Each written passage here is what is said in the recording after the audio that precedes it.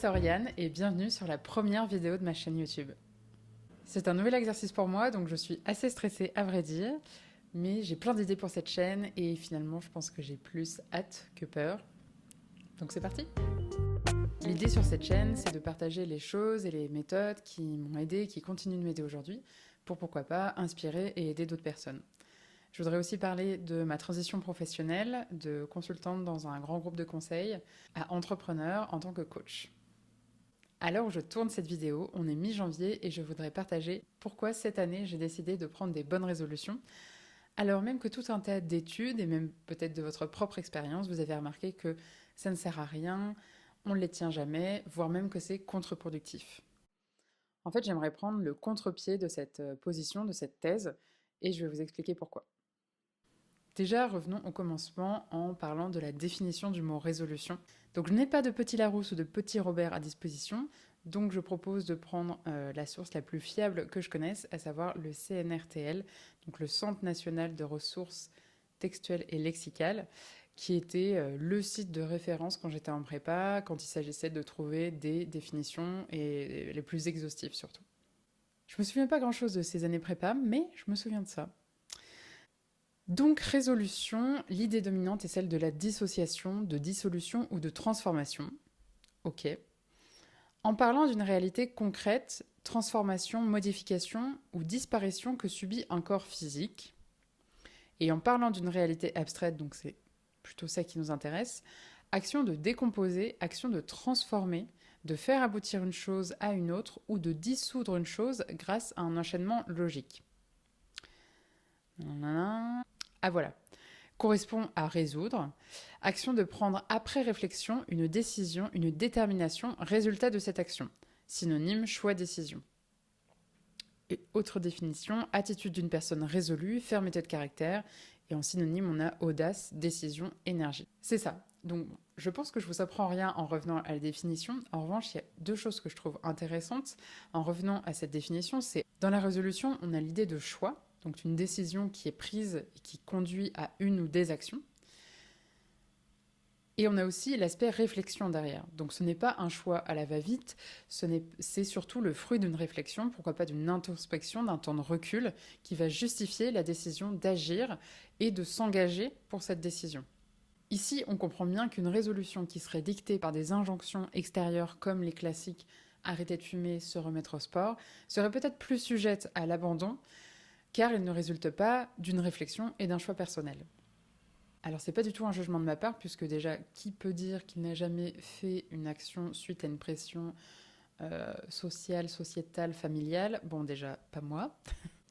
En revanche, une première piste est déjà de se demander si les décisions qu'on prend, et en l'occurrence les résolutions de la nouvelle année, sont plutôt dictées parce que un tel, les autres, la société va penser, ou en majorité parce qu'il est important pour nous profondément. Ce que j'essaye de dire là, c'est que plus nos résolutions vont être le résultat d'une introspection et des intentions que l'on veut pour soi et pour son année, plus on a de chances d'aller vers ces objectifs-là. Car on va avoir plus de motivation pour mettre en place les actions qui vont permettre de tendre vers ces objectifs. Tout ça, j'y reviendrai quand je parlerai, moi, de ma méthode personnelle pour définir mes résolutions, mes objectifs et mes intentions pour l'année. Deuxième argument sur pourquoi j'ai envie de mettre en place des bonnes résolutions cette année, alors que tout le monde ou presque dit que ça ne sert à rien. D'ailleurs, c'est marrant, puisqu'il y a encore quelques années, j'étais de cette école, justement. Comme quoi, il n'y a que les imbéciles qui ne changent pas d'avis. C'est vrai, je l'avoue, il y a encore peu de temps, je trouvais ça vraiment naze et totalement bullshit. Comme si le fait de passer à une nouvelle année, 5, 4, 3, 2, 1, bonne année, allait nous rendre des personnes plus motivées, plus déterminées que jamais et allait nous permettre de nous surpasser pour aller vers nos objectifs.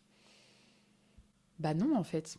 5, 4, 3, 2, 1, bonne année n'est pas une formule magique pour faire table rase de la version molle et ennuyante de nous-mêmes, pour laisser place et pour révéler, telle une chrysalide, laissant place au papillon, à une version upgradée de nous-mêmes totalement déterminée, où la flemme ne fait plus partie de notre vocabulaire, où la détermination est devenue notre second prénom.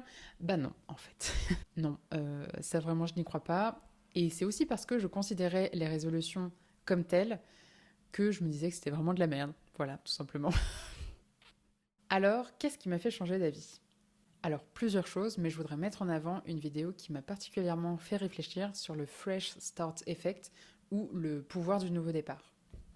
C'est la vidéo d'un créateur anglophone que j'apprécie beaucoup qui s'appelle Matt D'Avella. Je vous mettrai le lien de sa vidéo en description. En substance, voilà ce qu'il dit. Il part d'études qui montrent qu'en effet, 80% des résolutions que l'on prend en début d'année ou à un moment charnière de notre vie finissent en échec ou du moins sont abandonnées au bout d'un mois ou deux. 80% c'est beaucoup. Mais ça veut aussi dire que 20% des résolutions ou des nouvelles habitudes que l'on souhaite mettre en place vont rester. Et finalement, c'est aussi intéressant de le voir de ce point de vue-là. Il y a plusieurs choses qui expliquent notre capacité ou notre incapacité à changer. Le calendrier offre plusieurs opportunités qui font que nous sommes parfois plus optimistes face au changement qu'à d'autres moments de l'année. Le nouvel an, c'en est un très bel exemple, mais également parfois à l'arrivée du printemps, un nouveau trimestre pour les étudiants, ou même chaque lundi pour certaines personnes. Il y a cette idée de renouveau qui fait qu'on est plus enclin au changement. Et ça, c'est le Fresh Start Effect. Et en effet, c'est intéressant de noter que c'est une réalité, cet effet du Fresh Start. Beaucoup plus de personnes prennent des résolutions le 1er janvier que le 15 juin ou le 2 août, mettons. Il y a peu de dates qui motivent autant que le 1er janvier à se poser sur ce qui est important pour nous et ce qu'on veut surtout pour la suite. Dans la vidéo, on trouve une interview de la chercheuse Cathy Milkman, qui est spécialiste du changement et de notre rapport au changement. Elle a écrit un bouquin d'ailleurs sur le sujet. Et elle explique que ce qui est particulièrement intéressant sur ce sujet, c'est que malgré le potentiel échec, en fait, il y a tellement de tentatives et d'essais de mettre en place des habitudes que malgré le taux relatif d'échec, c'est déjà hyper encourageant sur notre capacité à changer, puisque c'est des moments où on va agir. Et le plus important, quand on veut mettre en place une résolution, une nouvelle habitude, le plus important et même le plus dur, c'est déjà de s'y mettre et de se lancer.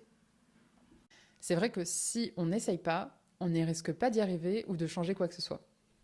Donc autant être optimiste sur notre capacité à aller vers ce changement, puisque le plus dur, c'est de s'y mettre et de se mettre un point de départ où on se dit « Ok, c'est maintenant, ça y est, j'y vais ». Car qu'on réussisse ou pas, le plus dur dans le processus de changement, c'est de commencer, de se donner une date, un jour, une heure pour se lancer et débuter quelque chose de nouveau, ou arrêter quelque chose qu'on considère comme une mauvaise habitude. Voilà, vous avez l'idée. Et vous me voyez venir en réfléchissant sur cet impact du Fresh Start. Ça m'a fait réfléchir sur moi, ma vie, et je me suis dit qu'en effet, c'était une bonne opportunité de s'appuyer sur cet effet-là, cet effet de renouveau, pour commencer quelque chose de nouveau, en l'occurrence une chaîne YouTube. Petite nuance toutefois sur cet effet du renouveau, du Fresh Start Effect, ce n'est pas magique pour autant. Évidemment, le pouvoir du nouveau départ ne peut pas suffire à garder la motivation sur le long terme pour implémenter ces changements au long cours et surtout garder la motivation qui va avec. C'est un coup de pouce du calendrier, une opportunité qu'on peut saisir si on en a envie. Mais évidemment, il y a d'autres paramètres qui entrent en jeu lorsqu'on veut implémenter des changements durables dans sa vie. J'y reviendrai d'ailleurs certainement sur une prochaine vidéo sur les effets de la motivation qui n'est jamais linéaire, sur la motivation versus la discipline, la mise en place de routines. Tout ça, c'est des sujets que je trouve passionnants, mais il me faudrait une vidéo à part pour en parler. Voilà, maintenant vous savez pourquoi j'ai décidé de mettre en place des bonnes résolutions cette année. Je vous expliquerai dans la prochaine vidéo ma méthode précisément sur comment j'ai fait le bilan de mon année précédente et comment je définis mes intentions et mes objectifs pour l'année à venir. Donc si c'est un sujet qui vous intéresse, vous pouvez d'ores et déjà vous abonner, activer la cloche. C'est la première fois que je dis ça, c'est trop marrant. Vous l'aurez compris, parmi mes objectifs de cette année, il y a le lancement de cette chaîne YouTube. Donc si vous voulez m'aider dans ce projet, n'hésitez pas à mettre un petit like et un petit commentaire. Ça me fait super plaisir et surtout ça m'aide beaucoup. Voilà, merci et à très bientôt.